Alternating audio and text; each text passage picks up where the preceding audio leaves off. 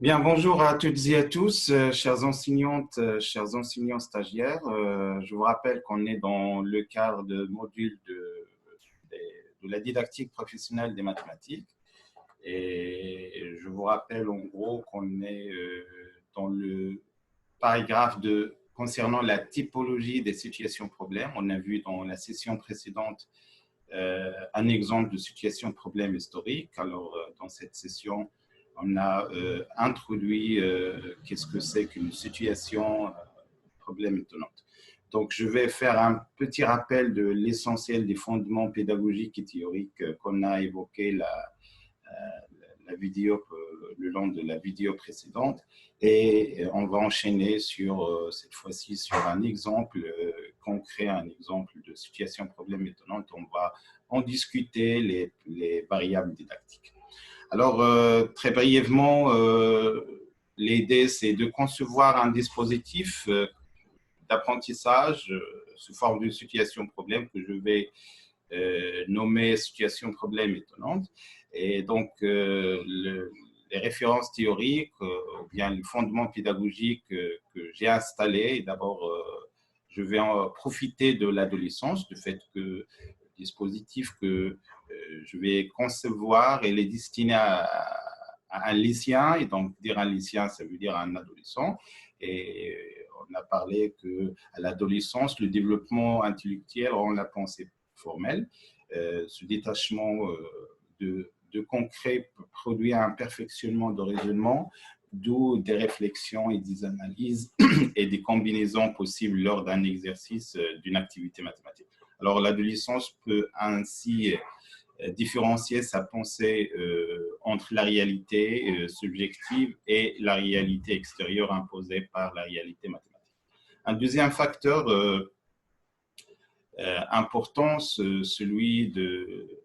que l'acquisition des pratiques scolaires se fait en classe, donc ce lieu de phénomène d'interaction sociale qui est fait d'abord pour l'apprenant, pour l'adolescent, se met en situation de défi et du succès ou bien de popularité face à autrui. Donc, on va proposer le travail par petits groupes pour ouvrir des dialogues pédagogiques, puisque les apprenants préfèrent le travail en groupe car ils croient, entre parenthèses, qu'ils travaillent ainsi,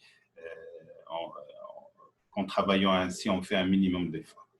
Et donc, voilà, on a parlé de l'adolescence, on va profiter de conflits socio-cognitifs, et aussi le troisième point théorique concerne l'étonnement. Alors, très brièvement, l'étonnement se distingue de la surprise dans la mesure où il se pose une conscience humaine. La cause de l'étonnement est la conscience, mais la surprise est le résultat d'un événement extérieur à la pensée. Et donc, voilà en gros qu'est-ce que c'est que les trois fondements. J'ajouterais peut-être que le dispositif pédagogique que nous allons proposer, on espère qu'il va permettre d'actionner l'apprentissage. En effet, ce qui se passe à la lecture de l'étonnement, de telle situation, est d'abord la compréhension avec une absence de raisonnement chez l'élève, puis une volonté naturelle de dépasser pour essayer de comprendre. Donc, pour nous, c'est une clé pédagogique d'utiliser ce qu'on peut appeler l'étonnement pédagogique. Alors, voilà, on va passer à l'action, c'est-à-dire on va proposer la situation problème étonnante et on va voir que la lecture didactique de la chose. Alors, la situation problème étonnante, j'espère que c'est clair pour vous. Voilà. Et je vais commencer par la description du dispositif. Alors, afin d'aborder l'erreur scolaire par l'étonnement, donc il y a toujours un ressort didactique, à savoir ce dispositif, il est conçu pour remédier à une erreur. Nous souhaitons mettre en place un dispositif particulier d'apprentissage qui pousse l'élève adolescent à s'engager volontairement à changer ses représentations mentales et qui permettent de traiter des erreurs persistantes. Alors, dire erreur persistante, c'est une erreur, disons, fréquente, récurrente, qui est attachée aux représentations, qui est due aux conceptions, aux représentations mentales, bien des conceptions mentales. Et donc, on aspire que l'élève s'engage volontairement, donc par le biais de l'étonnement. On vient de rappeler que ce qui se passe à l'étonnement, c'est cette conscience, c'est l'absence de raisonnement, et puis une poussée naturelle, volontaire pour chercher pourquoi ça marche pas, ou bien pourquoi ça marche. Donc, ceci bien entendu, après un conflit cognitif voulu, inévitable, on appellera l'ensemble de cette tâche, ces situations, problèmes étonnantes, on va bien le sigle SP. Alors, l'exemple de la situation problème étonnante qu'on va proposer, elle est composée de deux parties. Une première partie se forme d'un paradoxe en mathématiques qui peut être un raisonnement d'apparence logique donnant lieu à une conclusion étonnante avec comme but l'émergence d'une erreur spécifique. Donc, on va par la suite préciser qu'est-ce que c'est que cette erreur, mais la première partie se forme d'un paradoxe en mathématiques, donne lieu à une conclusion étonnante qui a une relation avec l'erreur qu'on cherche à remédier. La deuxième partie est une situation qui exige l'utilisation de plusieurs types de connaissances et dont l'erreur discutée dans la première partie est masquée et a priori inévitable. Donc, oui, on ne va pas parler théoriquement de la chose, mais on va voir ça de plus près lors de l'énoncé de la situation problème de notre dispositif appelé situation problème étonnante. Nous tenons à préciser qu'une situation problème étonnante doit être proposée en fin d'apprentissage. Hein.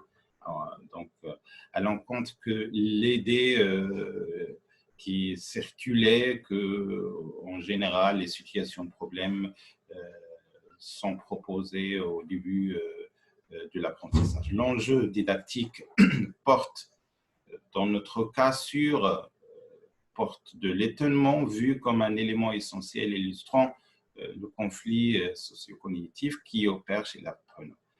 Donc, cet apprenant, c'est-à-dire, il le motive à chercher d'explications et donc le dépassement d'une connaissance ancienne vers une connaissance nouvelle. Donc, ceci a en relation avec le changement des représentations mentales. C'est-à-dire l'apprenant dispose au début d'une image ou bien d'une conception, d'une compréhension intérieure d'un tel concept qui est erroné, mais avec l'étonnement, on va vraiment changer, ou bien espérer avoir changé cette connaissance par une connaissance nouvelle qui est correcte. Alors, pour les caractéristiques de notre situation problème, une situation problème étonnante devrait être liée à une erreur persistante issue d'une représentation mentale inadéquate. Donc, oui, il devrait y avoir au début une erreur qui est persistante et qui est issue d'une représentation mentale erronée. Et la situation problème étonnant devrait faire naître un étonnement chez l'élève. On va voir comment. Donc, on doit chercher une situation dans laquelle on peut faire naître un étonnement. Et la situation problème étonnante devrait créer une rupture amenant à déconstruire le modèle explicatif habituel et erroné. Hein. Et devrait également correspondre à deux situations. Une première faisant apparaître des démarches ordinaires non complexes, pouvant s'ouvrir sur une conclusion d'apparence logique acceptable, mais non correcte à cause d'une erreur. Une deuxième qui amène l'apprenant à procéder prudemment par une approche cognitive permettant de réorganiser ses connaissances intérieures pour ne pas produire l'erreur. Donc, je vais répéter cette caractéristique. Notre SPE devrait correspondre à deux situations. Donc, la première faisant apparaître les démarches ordinaires non complexes, pouvant s'ouvrir sur une conclusion d'apparence logique, acceptable mais non correcte, à cause d'une erreur. Une deuxième qui amène l'apprenant à procéder prudemment par recherche cognitive permettant de réorganiser ses connaissances antérieures pour ne pas reproduire l'erreur. Donc, je pense que je vais laisser ça pour lors de l'énoncé de la situation pour voir du plus près qu'est-ce que j'entends par ces deux parties. Une se forme d'un paradoxe en mathématiques et l'autre deuxième partie fait paraître l'erreur qui se cache, mais on aspire à ce que l'élève, bien apprenant, travaillera prudemment pour ne pas reproduire la même erreur. Et la dernière caractéristique, et c'est ça en fait, la finalité même de la situation, c'est qu'elle devrait déboucher sur une remédiation. C'est pas n'importe quelle remédiation, mais on espère une remédiation durable de l'erreur, parce qu'on a changé la représentation mentale. Alors, vous savez, dans le cadre de la didactique, on ne peut pas vraiment rester et parler théoriquement, il faut passer à l'action, il faut passer à l'expérimentation. Et donc, voilà le dispositif avec tout le bagage théorique, avec peut-être une lecture a priori didactique, mais on devrait passer à l'expérimentation. Alors, en ce qui concerne le contexte de notre expérimentation, le chapitre en gros abordé, c'est le chapitre des équations et inéquations algébriques de second degré qui sont enseignées au niveau de la première année du lycée, c'est-à-dire pour les troncs, pour notre appellation, les troncs communs scientifiques, ou bien troncs communs BIOF. Ce chapitre d'algèbre est d'une importance capitale pour l'élève au lycée pour pouvoir ses applications en tant qu'outil dans le champ de l'analyse, en particulier pour l'étude des fonctions, les fonctions numériques, en gros. Vous savez que pour le niveau de tronc commun, il y a un chapitre qui concerne les fonctions. D'abord, un chapitre préliminaire qui porte sur les fonctions. Donc, fonction, domaine de définition, il faut y avoir une fonction dont le dénominateur s'écrit sous forme d'une équation de second degré, donc il énumère résoudre une équation. Ce n'est pas forcément de second degré, mais un polynôme au dénominateur, et donc il devrait chercher ou bien dans la deuxième partie concernant la représentation graphique des fonctions associées à la fonction carrée, il devrait résoudre une équation pour trouver les points d'intersection, par exemple, avec l'axe des abscisses. Donc, c'est ça l'utilité de la chose. Donc, il faut être prudent il faut maîtriser cet outil qui concerne la résolution des équations algébriques. Bien évidemment, donc, il s'applique aussi aux questions de déterminant de signe d'une fonction numérique ou du signe de sa dérivée. C'est-à-dire, on parle des prolongements, c'est-à-dire la résolution des équations algébriques est très importante pour les années à suivre, particulièrement dans le chapitre des fonctions numériques, qui occupe une place, comme vous savez, très, très importante lors de programme, soit de la première année baccalauréat, soit de la deuxième année baccalauréat. Par exemple, l'étude de signe d'une dérivée d'une fonction.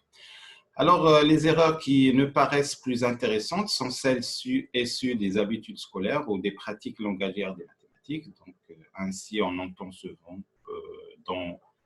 dire dans les phrases, dans les classes, la phrase suivante, après simplification, on trouve ceci, au lieu de dire, par exemple, on multiplie les deux membres par, nous introduisons, voilà. Donc, c'est une erreur qui est issue d'une habitude scolaire, c'est-à-dire il y a toujours cette simplification, il y a toujours cette tendance simple de faire la simplification, mais l'apprenant cherche à simplifier plutôt que de comprendre qu'est-ce qui se passe mathématiquement derrière, c'est-à-dire il s'agit d'une multiplication par l'inverse d'un tel nombre ou bien une composition par un élément symétrique dans un cadre plus théorique d'algèbre. Alors, je vais expliciter directement l'erreur. Alors, nous nous intéressons aux erreurs dues à cette représentation mentale chez les élèves de la simplification. C'est que c'est une variable est toujours positive. Oui, donc une variable, elle est toujours positive, c'est une représentation mentale, c'est une conception d'ailleurs erronée. Donc les deux erreurs ciblées par notre situation problème étonnante, regardez, sont les suivantes. Si mx égale à my, alors avec mx, y sont des réels, alors x égale à y. Ou bien si mx inférieur à y, alors x inférieur à y. Donc ce sont des erreurs, bien sûr, qui sont dues à la simplification. Pour la première égalité, on a simplifié par m, et pour la deuxième égalité, on a simplifié par m, ce qui n'est pas tout à fait correct.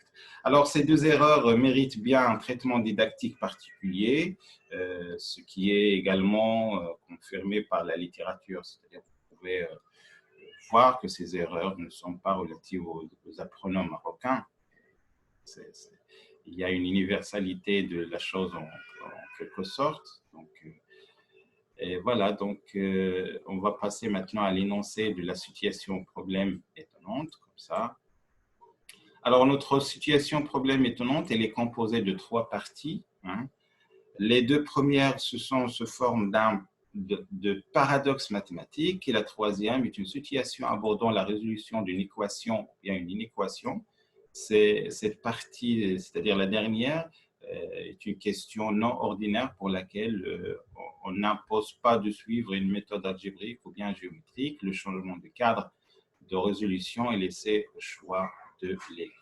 Donc, voilà, une remarque, disons, didactique, c'est que pour notre consigne, on n'impose pas vraiment une résolution d'ordre algébrique, mais l'élève pourrait bien, il a le droit à utiliser les techniques de changement de cadre, par exemple, un cadre géométrique, c'est bien.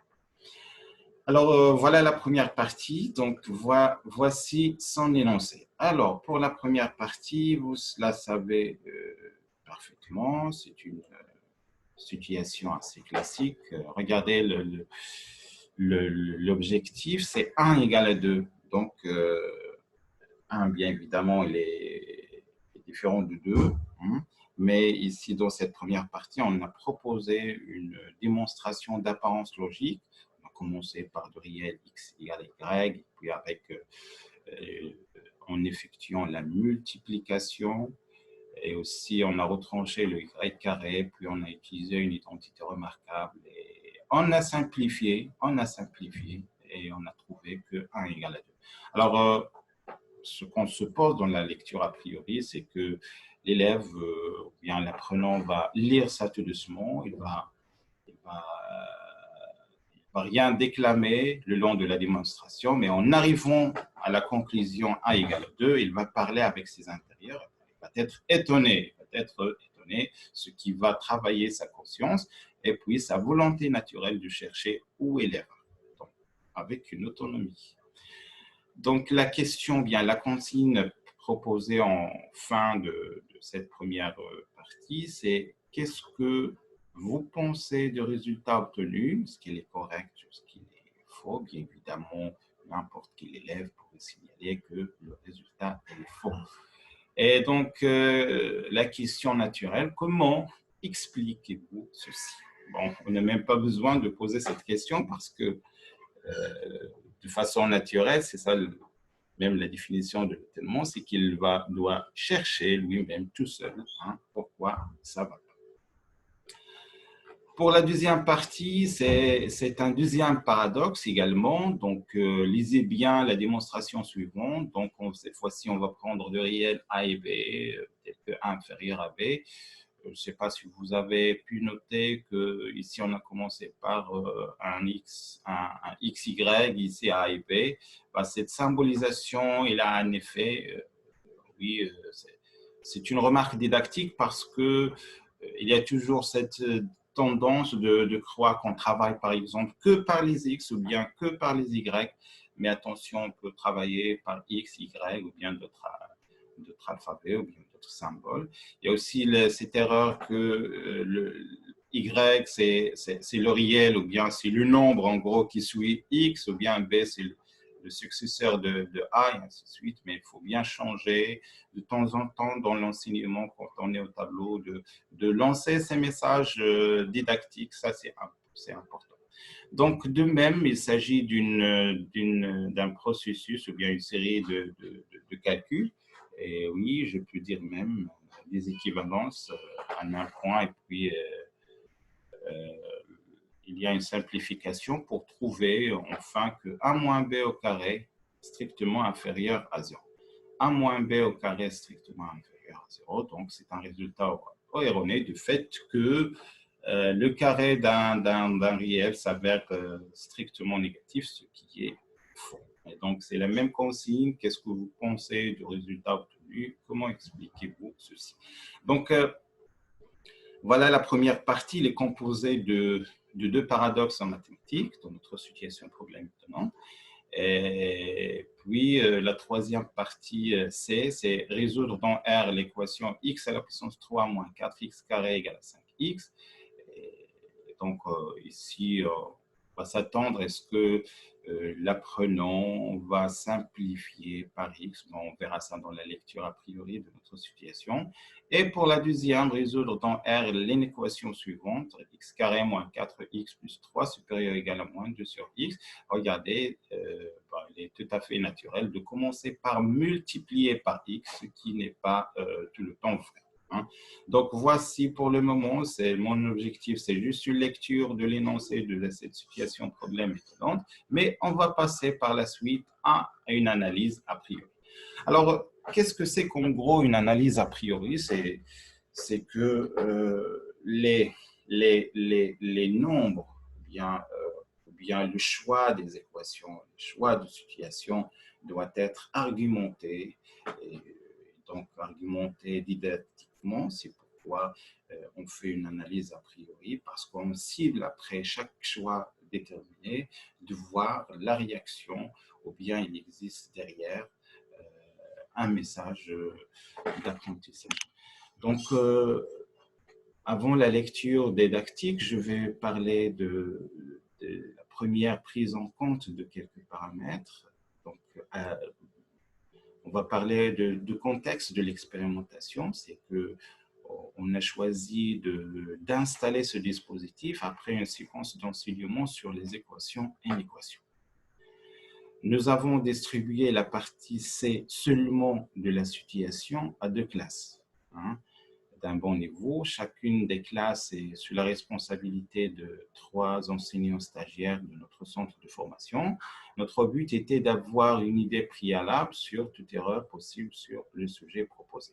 Donc, vous voyez que pour justifier le choix de notre erreur, on a proposé seulement la partie C à des classes témoins, et pour pouvoir vraiment arriver à la conclusion qu'il s'agit vraiment des erreurs qui sont persistantes. Donc, on a imposé que la tâche se fasse individuellement par chaque élève durant 1 heure.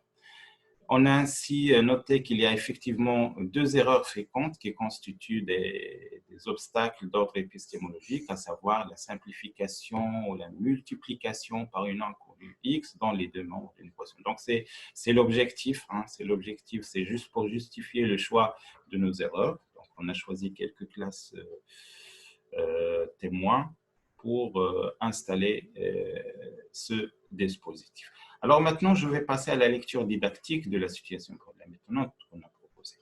Alors, les erreurs à travailler sont maintenant bien précisées, savoir il s'agit bien de l'opération de la simplification par la variable, bien sûr la variable qui peut être nulle, ou bien la multiplication par la variable des deux membres d'une équation, qui peut être négative. Donc, les erreurs sont claires.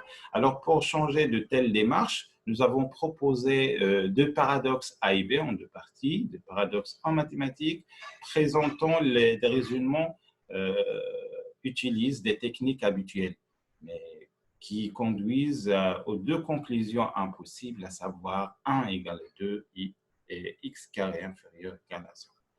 Nous souhaitons ainsi voir la réaction des élèves, leur étonnement, et exploiter pour son intérêt pédagogique. Donc, cette étape de notre travail a nécessité une réunion après notre groupe de professeurs stagiaires afin de souligner la nécessité de travail individuel pour cette tâche. Donc, ces derniers ont recommandé de distribuer des polycopiés pour que les élèves travaillent individuellement sans donner des indications aux autres sur le passage erroné de la démonstration. Donc, ici, c'est les modalités de mise en œuvre. Donc, il devrait y avoir un animateur qui est l'enseignant. Et comme on a parlé qu'à un moment, l'enseignant doit faire la mort, il y a aussi la dévolution. Donc, c'est en quelque sorte, on cherchait la dévolution ou bien laisser la tâche à l'apprenant dans sa zone proximale de recherche. Donc, ils ont suggéré de laisser un temps suffisant pour la recherche pour donner l'apprenant le temps de parler à soi-même. Donc, ça, c'est important. Donc, la contrainte de temps ici n'est pas imposée. On n'est pas dans un devoir surveillé. Donc, on va laisser une marge de temps dans une limite raisonnable. Donc, l'objectif, c'est de laisser ce dialogue intérieur de l'apprenant avec lui-même. Ça, c'est important parce que on a fait notre pari sur l'étonnement. Alors, dont le but est de créer chez lui des conflits mentaux, c'est-à-dire des conflits mentaux, l'investigation, la recherche, l'étonnement, le questionnement, le doute, la relecture, la remise en question. Donc, oui, c'est un paramètre, c'est important de laisser le temps à l'apprenant. Pourquoi? Pour se parler à soi-même, pour faire travailler ces conflits mentaux, à savoir l'étonnement, l'investigation, la recherche, le questionnement, le doute, la relecture, la remise en question. Ce sont tous des processus mentaux qu'il faut laisser le temps à l'apprenant pour y accéder. Alors, pour la partie C, c'est la dernière, on suggère le travail en petits groupes. Donc, maintenant, on a changé la méthodologie de travail. Dans un premier moment, le travail était individuel. Maintenant, c'est le travail en petits groupes pour profiter des interactions pédagogiques résultant de la dynamique des groupes. Et comme dit précédemment, le changement de cadre de la résolution est laissé au choix de l'élève et l'usage de la calculatrice scientifique, il est autorisé. Donc, comme consigne, il n'y a pas vraiment, on n'a pas imposé une seule méthode, mais les apprenants peuvent bien choisir ce qu'ils veulent comme méthode de résolution. L'essentiel, c'est de trouver le résultat correct et bien d'argumenter ses choix. Alors, pour le déroulement de l'expérimentation, cette fois-ci, on a travaillé dans 6 classes, toujours de la première année du lycée série scientifique. Donc, l'échantillon, il est important, à peu près 206 élèves d'un niveau hétérogène, bien évidemment.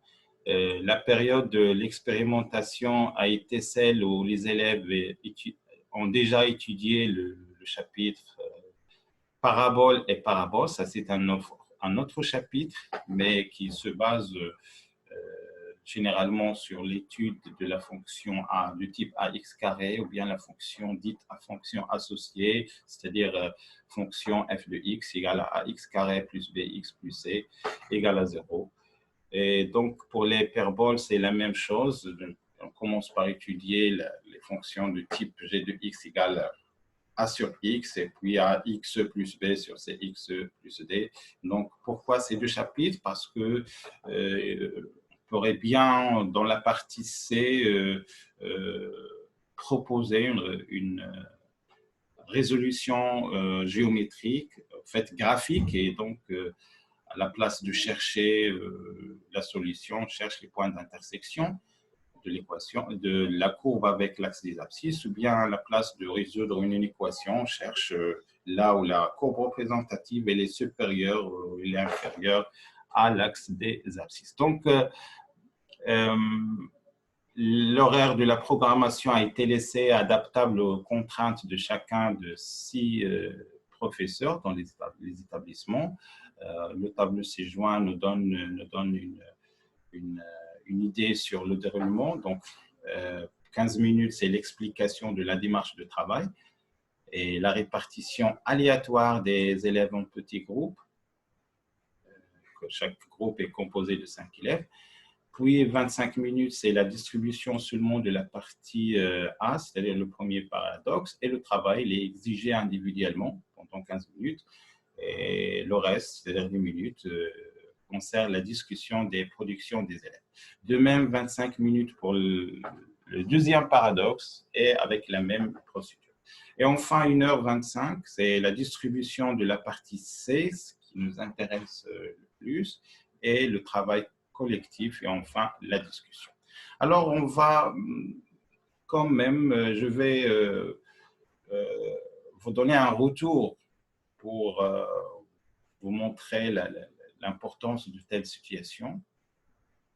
Alors, pour la première partie, c'est-à-dire le premier paradoxe, la discussion des résultats a pris plus que de temps estimé.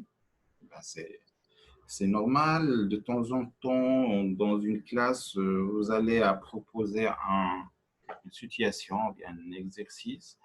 Et vous avez déjà estimé que cet exercice ne va pas dépasser 5 minutes et vous allez vous trouver dans un temps qui est vraiment plus long que 5 minutes. D'où la bonne gestion de l'exercice est l'une des tâches attribuées à l'enseignant.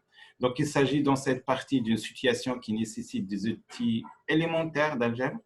Cependant, plus de 87% n'ont pas pu déceler l'erreur. Donc, à la première lecture, la certitude que la conclusion 1 égale à 2 est fausse pousse la majorité des élèves à croire qu'il existe, que la faille existe et est facile à trouver. Donc, voilà le premier sentiment. Donc, tout le monde, bien évidemment, a compris qu'il y a quelque chose qui n'est pas correct du fait que la conclusion de 1 égale à 2 a attiré leur attention. Alors, lors de la deuxième lecture, les choses commencent à changer. Un défi naturel s'enclenche pour essayer de trouver l'erreur et être le premier à la trouver. Donc, vous voyez le conflit socio-cognitif. Donc, on a passé à un état de rivalité entre les apprenants. Les relectures se poursuivent, parfois rapidement et parfois très lentement. Une partie des élèves posent des stylos avec des signes de fatigue, ils attendent la correction. C'est normal, on a une partie hétérogène, donc c'est tout à fait normal qu'il doit y avoir ceux qui ont trouvé, ceux qui ont échoué. Alors certainement, il y a un vertige mental pour les apprenants, ça on l'a senti d'après les remarques, les observations des enseignants, des animateurs.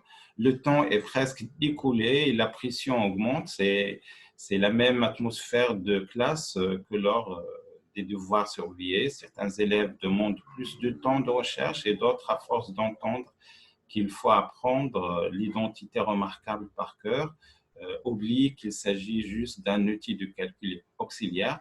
Un des effets de l'étonnement, c'est que l'élève commence à douter des formules classiques habituelles. Donc, pour cette première partie, ce que je peux souligner, c'est qu'il y a un déclenchement, il y a un étonnement, il y a même du doute sur des formules classiques habituelles. Donc, après cette lecture, après ces moments, alors, on a déclenché, disons, un niveau de prudence, de sensibilité chez l'apprenant après avoir lu cet énoncé. Un moment fort d'apprentissage. Alors, c'est le développement d'une pensée algébrique. Donc, je vais peut-être un jour vous parler de ce concept, de ce courant, ou bien dans un article. j'ai développé, en fait, j'ai parlé de développement d'une pensée algébrique. Donc, c'est ce qui est connu dans la littérature par la nomination anglophone Early Algebra. Donc, je vais expliciter. Donc, après ces discussions, les apprenants attendent la correction de la part du professeur. Ce moment de silence causé par l'étonnement qui place tout le groupe dans un projet d'attention volontaire, et je souligne ici volontaire parce que après cette expérience, les élèves attendent la réponse de la part de l'enseignant. Et ça, c'est très important. C'est une clé pédagogique très importante. Et nous pensons l'une des clés pédagogiques. Le professeur a écrit au tableau en majuscule le mot simplifier comme une étincelle pour lancer une deuxième recherche collective à l'erreur. Quelques instants après, une phrase est prononcée par un élève. On a simplifié par 0. Oui, dit le professeur, puis il écrit au tableau l'exemple, regardez, 0 fois 2017 égale à 0 fois 1, après simplification, 2017 égale à 1, ce qui illustre l'erreur. Donc, en conclusion, les apprenants ont mieux compris le mot simplifier et ses limites. Ils ont été convaincus d'employer l'expression multiplication par un nombre non nul. On peut espérer que ce soit un premier pas pour remplacer la pensée arithmétique par la pensée algébrique. Donc, il y a la pensée arithmétique qui impose, qui a cette idée de travailler avec les nombres. Donc, et donc, quand on dit X, Y dans une équation, l'apprenant a toujours cette idée que X, c'est un nombre. Donc, il a juste dans son imagination 3, 2, 5 et ainsi de suite. Et il a même la tendance de choisir un nombre, entre parenthèses, gentil pour comprendre. C'est-à-dire, on a tendance à prendre le 3, le 4, les nombres antinaturels. Quand vous donnez quand vous posez à vos élèves une question en classe, donnez-moi un nombre. Bon, je suis sûr que 80 et plus % vont vous donner des nombres antinaturels qui sont positifs, mais qui sont rares, qui vont vous dire, monsieur, c'est moins racine de 3 sur 5. Hein, la question est simple. Donc, cette pensée de travail, cette idée de travailler avec les nombres, ce n'est pas la même chose que concevoir le X comme travailler algébriquement. C'est une variable qui est gérée par des relations, des lois binaires, des lois de composition internes, la multiplication ou bien la composition par un élément symétrique, et ainsi de suite. Donc, c'est ça le développement de la pensée algébrique. Donc, je vais revenir sur les détails dans un article. Alors, pour la lecture de la partie B, le travail sur le deuxième paradoxe se fait de la part des élèves avec tant de sérieux et de défis. Néanmoins, cette fois, plus de 90% n'ont pas trouvé l'explication. Le scénario est semblable à celui du premier paradoxe, sauf que cette fois, les apprenants sont très pressés de voir la correction. Alors, le thème de la discussion tourne autour du signe de A et du signe de B. Une étude de cas est faite au tableau. Le professeur dévoile l'erreur explicitement en donnant l'exemple suivant. Donc, l'inégalité moins 10 inférieure à 5. Et puis, si on multiplie par moins 10, on va trouver 100 inférieur à moins 50.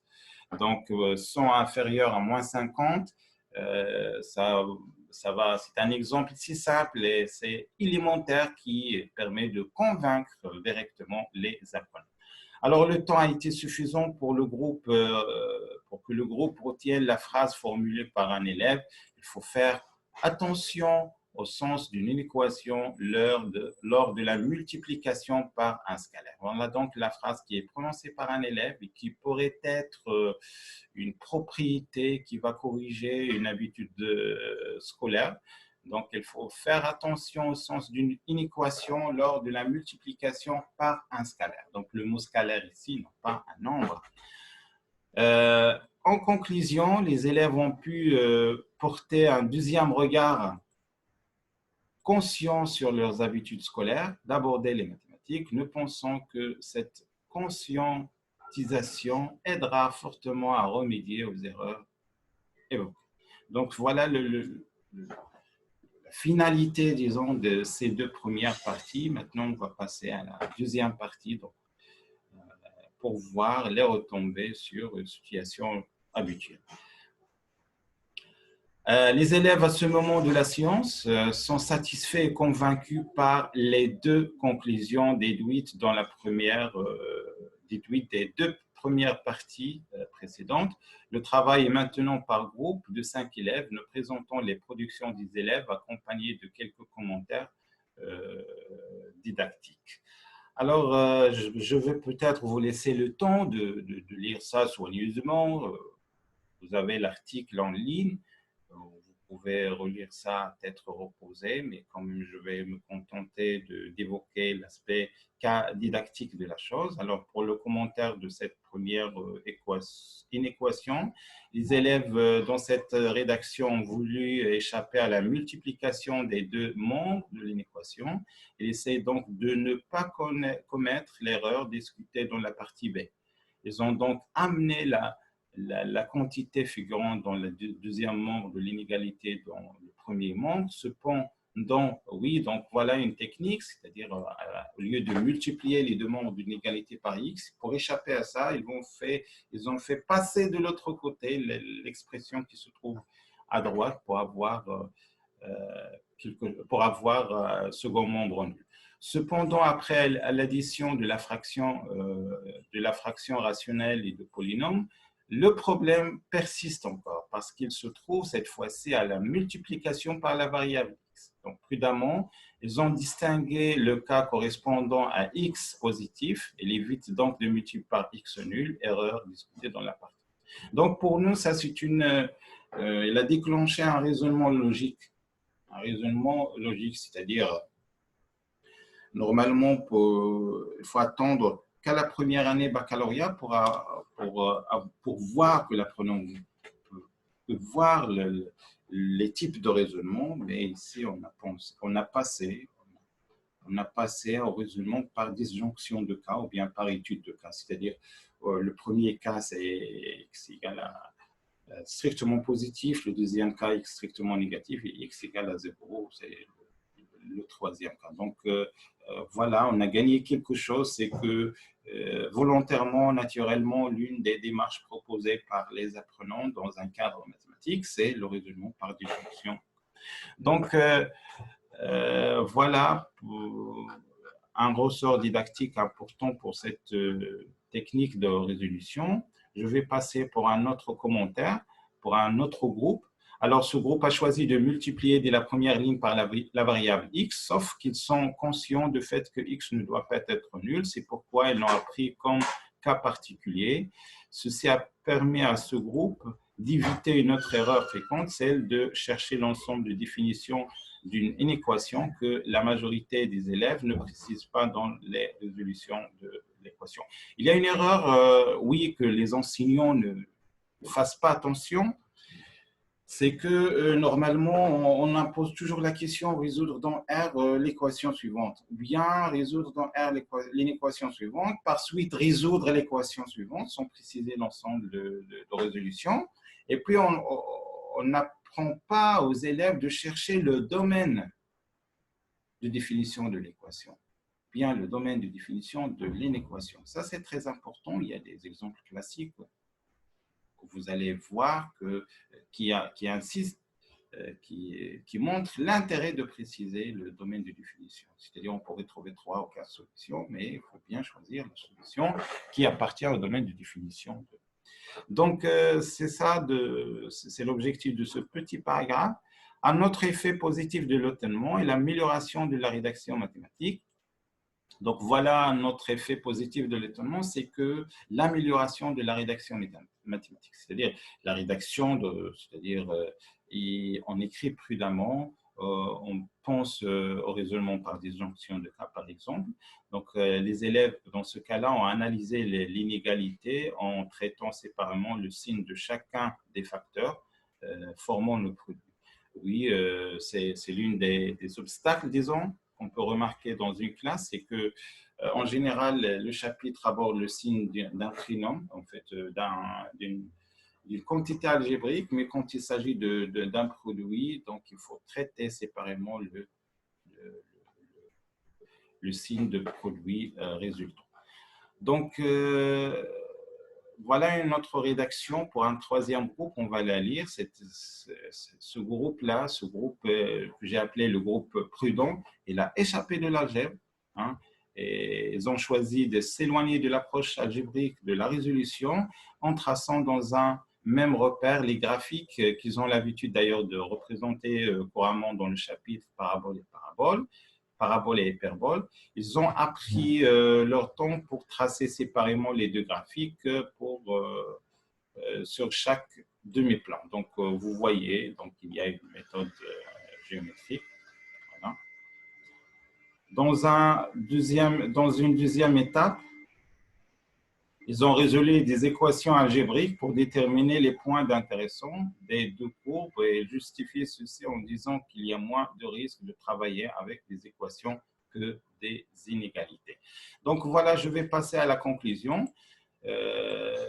Dans la perspective de modifier les modèles habituels de pensée chez les apprenants adolescents, souvent source d'erreurs mathématiques, scolaires, nous avons présenté dans ce travail un outil didactique sous le nom de situation problème étonnante pour faire réfléchir les professeurs sur la nécessité de différencier leurs approches d'enseignement en passant par l'étonnement chez l'apprenant.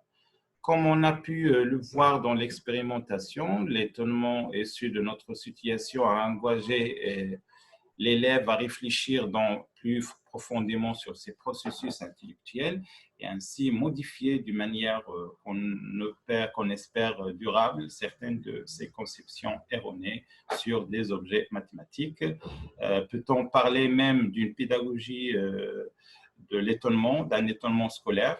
N'est-il pas de temps de changer quelques situations d'apprentissage de routine dans les programmes scolaires? Voilà, ce sont des questions que j'ai posées pour cette conclusion.